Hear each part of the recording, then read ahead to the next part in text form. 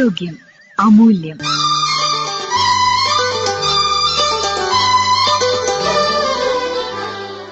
തോൾസന്ധി വേദന അഥവാ shoulder pain, ഇതേക്കുറിച്ച് സംസാരിക്കുന്നു കോഴിക്കോട് ബേബി മെമ്മോറിയൽ ഹോസ്പിറ്റലിലെ senior consultant orthopaedic surgeon doctor Nikhil CS. ഞാൻ ഇന്നിവിടെ സംസാരിക്കാൻ പോകുന്നത് ഷോൾഡർ പെയിൻ എന്ന വിഷയത്തെക്കുറിച്ചും അതിനുള്ള കാരണങ്ങളെ പറ്റിയുമാണ്. ഒരു അസ്ഥിരോഗ വിദഗ്ധൻ എന്ന നിലയിൽ നിത്യേനയുള്ള OPകളിൽ നല്ലൊരു വിഭാഗം ആളുകൾ ഷോൾഡർ പെയിനായി വന്നു കാണാറുണ്ട്. ഇതിനുള്ള പ്രധാന കാരണങ്ങൾ എല്ലാം തന്നെ ഷോൾഡർ ഭാഗത്തുള്ള എല്ലുകൾ, അവിടെയുള്ള സന്ധികൾ, അതിനു ചുറ്റുമുള്ള പേശികൾ എന്നിവയിൽ നിന്നും ഉത്ഭവിക്കുന്നതാണ്. ഇതുകൂടാതെ ശരീരത്തിലെ മറ്റു ഭാഗങ്ങളിൽ നിന്നുള്ള പ്രശ്നങ്ങളും ഷോൾഡറിൽ റേഡിയേറ്റ് ചെയ്ത് പെയിനായി വന്നു കാണാറുണ്ട്. പ്രത്യേകിച്ച് ഇടത്തെ ഷോൾഡറിലേക്ക് ഹൃദ്രോഗത്തിൻ്റെ വേദന റേഡിയേറ്റ് ചെയ്ത് കാണാറുണ്ട്. അതുപോലെ തന്നെ ശ്വാസകോശത്തിനുണ്ടാകുന്ന അസുഖങ്ങൾ, കഴുത്തിലെ നട്ടലിൽ നിന്നുള്ള വേദന, വയറിലെ ആന്തരികാവയവങ്ങളിൽ നിന്നുള്ള വേദനകൾ എന്നിവ ഇത്തരത്തിൽ ഷോൾഡറിലേക്ക് റേഡിയേറ്റ് ചെയ്ത് ഷോൾഡർ പെയിനായി പ്രകടിപ്പിക്കാറുണ്ട്. ഞാൻ ഈ പറഞ്ഞ കാര്യങ്ങൾ അത്ര സാധാരണ കാണുന്നതല്ല, എന്നിരുന്നാലും ഷോൾഡർ പെയിനെ നിസ്സാരമായി കാണരുത് എന്ന് ബോധ്യപ്പെടുത്താൻ ശ്രമിച്ചതാണ്. ഷോൾഡർ പെയിൻ്റെ സാധാരണയായി കാണുന്ന കാരണങ്ങൾ മിക്കവാറും അതിനു ചുറ്റുമുള്ള പേശികളിൽ നിന്നും വരുന്നതാണ്. ഷോൾഡറിനെ സ്റ്റെബിലൈസ് ചെയ്ത് നിർത്തുകയും ഷോൾഡർ ജോയിൻറ്റിലെ മൂവ്മെൻറ്റിനെ ഹെൽപ്പ് ചെയ്യുകയും ചെയ്യുന്ന 4 പ്രധാന പേശികളാണുള്ളത്. ഇതിനെ റൊട്ടേറ്റർ കഫ് എന്നാണ് അറിയപ്പെടുന്നത്.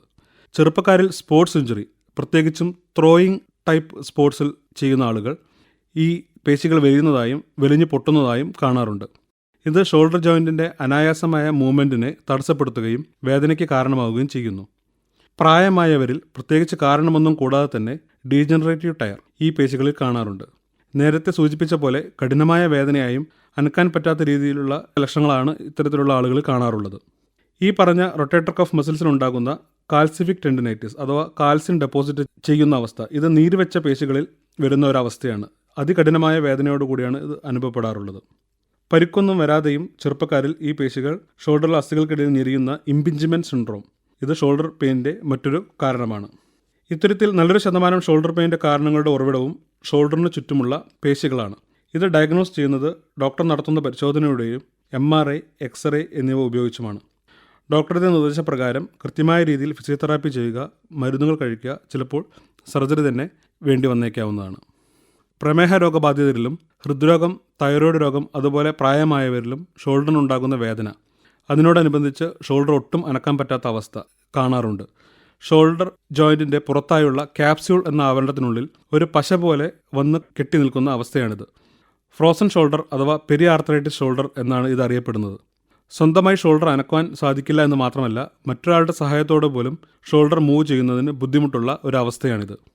മരുന്നുകൾ, ആക്റ്റീവ് ഫിസിയോതെറാപ്പി എന്നിവയിലൂടെ മാത്രമേ ഷോൾഡറിൻ്റെ വേദന കുറച്ച് അനക്കം വീണ്ടെടുക്കുവാൻ സാധിക്കുകയുള്ളൂ. സന്ധിവാതം അഥവാ ഓസ്റ്റിയോ ആർത്രൈറ്റിസ്, കാൽമുട്ടുകളിലെ പോലെ തന്നെ അത്ര സാധാരണമായ അല്ലെങ്കിലും ഷോൾഡർ ജോയിൻറ്റിലും ഓസ്റ്റിയോ ആർത്രൈറ്റിസ് കണ്ടുവരാറുണ്ട്. വേദന, സ്റ്റിഫ്നെസ് എന്നീ ലക്ഷണങ്ങളാണ് സാധാരണ കാണിക്കാറുള്ളത്. നേരത്തെ പ്രതിപാദിച്ച റൊട്ടേറ്റർ കഫ് പേശികളുടെ പരിക്കുകളുടെ ഫലമായിട്ടാണ് സാധാരണ രീതിയിൽ ഇത്തരത്തിൽ തേയ്മാനം വന്നു കാണുന്നത്. ഓസ്റ്റിയോപൊറോസിസ് അഥവാ അസ്ഥികൾക്കുണ്ടാകുന്ന ബലക്ഷയം, മജ്ജകളെ ബാധിക്കുന്ന അണുബാധ, ട്യൂമർ എന്നിവയും ഷോൾഡർ പെയിനിൻ്റെ കാരണങ്ങളാണ്. കഴുത്തിലെ ഡിസ്കിൽ നിന്നുള്ള വേദന ഇതുപോലെ ഷോൾഡറിൽ അനുഭവപ്പെടുന്നത് വളരെ സാധാരണമാണ്. ഇത്തരത്തിൽ ഷോൾഡർ ജോയിൻറ്റിലെയും അതിനു ചുറ്റുമുള്ള കാരണങ്ങൾ മുതൽ ഹൃദ്രോഗം വരെയുള്ള രോഗങ്ങളുടെ ലക്ഷണങ്ങൾ ഷോൾഡർ പെയിനായി അനുഭവപ്പെടാം. അതിനാൽ തന്നെ ഷോൾഡർ പെയിനിനെ ലഘൂകരിച്ച് കാണാതെ ഒരു ഡോക്ടറെ കാണിച്ച് ചികിത്സ ഉറപ്പുവരുത്തുക. തോൾസന്ധി വേദന അഥവാ ഷോൾഡർ പെയിൻ, ഇതേക്കുറിച്ച് ഇതുവരെ സംസാരിച്ചത് കോഴിക്കോട് ബേബി മെമ്മോറിയൽ ഹോസ്പിറ്റലിലെ senior consultant orthopaedic surgeon doctor Nikhil CS.